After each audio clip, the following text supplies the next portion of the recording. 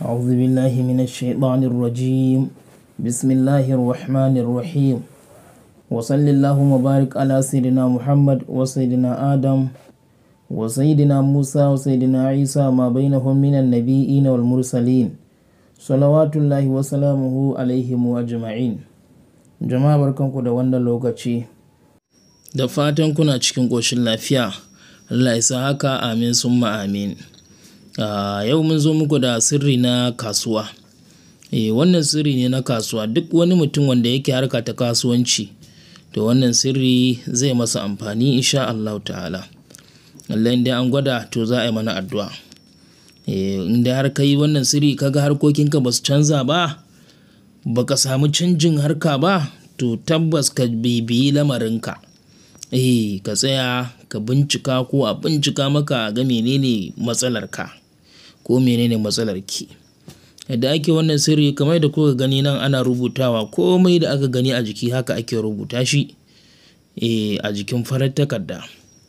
Aka rubuta sai a samu ƙasar gidan tururuwa, amma alƙarya. Domin gidan tururuwa akwai alƙarya, akwai kamar ƙauye haka. Ita alƙarya ta ce babban gidan tururuwa.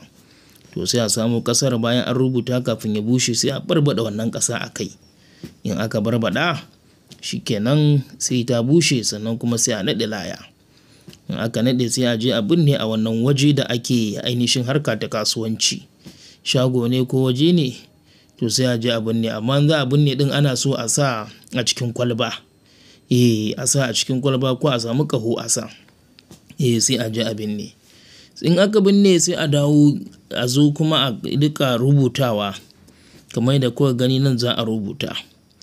In aka rubuta shikenan sai a samu wannan ƙasa ta gidan tururuwa, sai a barbaɗa a ciki a sha.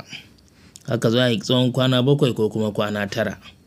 To muddin in dai har kai wannan adadi na kwanaki bayan ka sa a shagon ko a gurin da ake kasuwar, sannan aka zo ana sha, har aka sha tsawon kwana 7 ɗin nan ko 9, aka ga harkoki ba su canza ba, ba a ƙara samun buɗi a cikin harkar kasuwan nan ba, to lallai mutum ya yi bayani domin a binciki lamarinsa ƙwarai da gaske. Ga lamba nan za ka iya yin bayani, ko kuma ka je ka samu wanda ka yarda da shi ya bincika maka harkokin kasuwarka.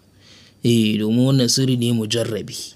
In dai an yi shi insha Allah ana samun wato harka ta kasuwanci.